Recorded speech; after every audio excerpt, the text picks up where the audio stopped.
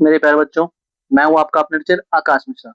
तो मैं आपको ब्लैक बोर्ड पे कम इस पे ज्यादा पढ़ाऊंगा क्योंकि ब्लैक बोर्ड पे कई सारे बच्चे कहते हैं कि ध्यान मतलब ठीक से नहीं दिख रहा है। ठीक है, तो यहाँ पर मुझे आशा है कि आप लोगों को क्वेश्चन ना अच्छे से दिख रहे होंगे और एकदम क्लियर दिख रहे होंगे। लाइट वगैरह मैंने अच्छे से कर रखी है ताकि आप लोगों को जो है क्वेश्चन वगैरह दिख जाए।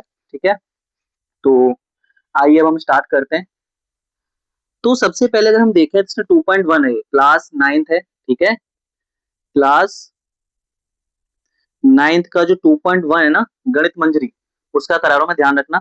तो बहुपद की संख्या हमें ज्ञात करनी है। सबसे पहले बहुपद क्या होते हैं? बहुपद मतलब जो ये हमें दे रखे होते हैं ना क्वेश्चंस, किस फॉर्म में दे रखे होते हैं? हमें दे रखे होते हैं ए एक्स का square plus B Y plus C equal to में जीरो। मतलब स्क्वायर, एक तो स्क्वायर में होना चाहिए, एक बिना स्क्वायर वाला और एक बिना एबीसीडी वाला। ये इसको हम बोलते हैं बहुपद। ठीक है, तो इसने मैंने हमें बोला है कि बहुपद की घात, घात मतलब पावर बताइए। तो आपको यहाँ पर कोई पावर दिख रही है? नहीं दिख रही। इसमें ये टू है, तो इसकी बहुपद की घात क्या है? दो है। तो आप लिखोगे कि इसकी बहुपद की घात क्या है? दो है।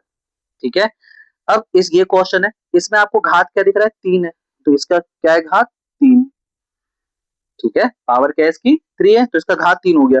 अच्छा, पावर हमेशा किस पे काउंट होगा? ध्यान रखना, एबीसीडी पे। जो अल्फाबेट दे रखे होंगे, जो एबीसीडी दे रखा होगा ना, उस पर हम उसको हम पद बोलते हैं। तो उसमें क्या है, हम सिर्फ उसी के ऊपर घात देंगे। तो यहाँ पर नाइन है, तो नाइन के पास एबीसीडी नहीं है, तो अगर एबीसीडी नहीं है तो उसके ऊपर कोई पावर भी नहीं है, तो इसको हम बोलेंगे जीरो।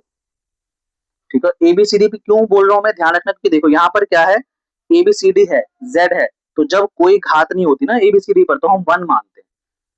ठीक है, ये बात ध्यान रखना कि अगर जेड है, जेड के ऊपर कोई पावर नहीं है, कोई घात नहीं है, तो हम वन मानेंगे।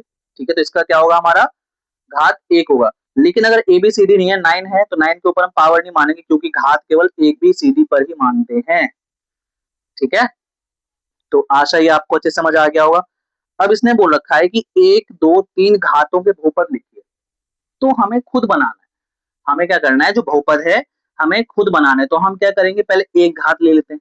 अगर मैं एक घात से चलूं, ठीक है, तो एक घात से हम क्या बना सकते हैं? तो हमें पता है कि हमें एक घात बनाना पड़ेगा जिसके ऊपर कोई पावर ना हो, क्योंकि हम बिना पावर वाले को एक मान लेते हैं, वो भी एबीसीडी। तो ये रहा एक घात का जो एग्जाम्पल है। ठीक है, ये क्या? एक घात। अगर मैं दो घात का लूं तो मतलब स्क्वायर होना चाहिए ऊपर, तो इसी के ऊपर स्क्वायर डाल दो, कोई दिक्कत नहीं है। ठीक है, लेकिन आप ऐसे भी कर सकते हो कि एक के ऊपर स्क्वायर डाल दो। ठीक है, और आपका ये वाला भी होना चाहिए। ये रहा आपका स्क्वायर, ये दो घात चढ़ गया, है ना, घात दो। तीन घात वाला अगर मान के चले हम लोग, तो हम क्या कर सकते हैं इसमें? सबसे पहले एक्स का क्यूब लगा दो, माइनस लगा दो, प्लस आपकी मर्जी है। ठीक है, आप चाहे ऐसे कर दो। ठीक है, लास्ट में, हाँ, अच्छा एक चीज मैं और आप लोगों को बताता हूँ। इसमें क्या है आप लोगों का, जब आप लोग इसको हम एक काम करते हैं, एड कर देते हैं। क्यों? मर्जी है, अपने हिसाब से करो, है ना। तो इसमें क्या करते हैं हम लोग, जब हम घात लगाते हैं एबीसीडी होनी चाहिए क्योंकि उस पर कोई पावर नहीं, तो हम एक मानते थे, एक ही घात। दो की घात जब आप लिखोगे ना, तो एक ही घात भी होना चाहिए। देखो मैं क्या कर रहा हूँ, एक स्क्वायर वाला फिर बिना स्क्वायर फिर प्लस में बिना एबीसीडी वाला लिख रहा हूँ। यहाँ पर अगर हम तीन की घात लगा रहे हैं तो वापस से ये भी रिपीट कर रहे हैं, स्क्वायर वाला, बिना स्क्वायर वाला और ये वाला। ठीक है, तो ये घात आप इस टाइप से चढ़ाओगे, है ना। तो ये घात है, नॉर्मल भी आप बना सकते हो, कोई दिक्कत नहीं है। एक्स वाला अगर दो की घात बोलो तो एक्स स्क्वायर लगा दो, तीन की घात बोलो एक्स का क्यूब लगा दो। ठीक है ना, कोई इतना ज्यादा बवाल नहीं है। अब ये देखते हैं, तो इसने बोल रखा है कि x की पावर फोर, थ्री एक्स का cube plus six x square minus two x plus seven में एक्स स्क्वायर और एक्स का क्यूब के गुणांक क्या है? गुणांक मतलब पता है क्या होता है? गुणांक मतलब इसके साथ क्या है? क्या है इसके साथ? तो अगर हम देखें तो एक्स स्क्वायर सबसे पहले है कहां पर? तो ये रहा एक्स स्क्वायर। क्या है? एक्स स्क्वायर हमारा कहाँ है? ये रहा। तो एक्स स्क्वायर का गुणांक क्या है? मतलब इसके साथ में क्या है? तो जस्ट एक्स स्क्वायर के बगल में क्या है? सिक्स है। तो लिखोगे ऐसे करके, एक्स स्क्वायर का गुणांक क्या है? सिक्स है। क्या है? सिक्स। अब ऐसे ही एक्स क्यूब का गुणांक क्या है? एक्स की पावर तीन का गुणांक क्या है? ये भी लिख देंगे। तो क्या है एक्स की तीन का गुणांक? तो ध्यान रखना, माइनस का तीन, जस्ट बगल में होना चाहिए, नहीं कि ये वाला ले लो ना, जस्ट बगल में। तो ये क्या है? साइन भी लिखते हैं हम लोग, ये है माइनस का थ्री। इधर ये प्लस था ना, तो प्लस का लिखा, प्लस का साइन हम नहीं लिखते। ठीक है, तो अब हम अगला क्वेश्चन आते हैं। बहुपद फोर जेड का क्यूब प्लस फाइव जेड का स्क्वायर माइनस 11 ये क्वेश्चन मार्क दे रखा है हमें, z का गुणा। अच्छा ये तो z कहीं दिख रहा है क्या? z तो है ही नहीं, z क्यूब बोलता लिखते 4, z स्क्वायर बोलता लिखते 5, z तो है नहीं, तो लिखेंगे z का गुणांक शून्य है।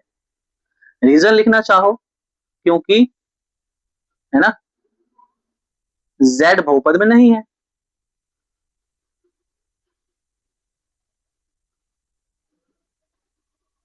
बस z क्या है, बहुपद में है ही नहीं, तो हम कहां से लिखें?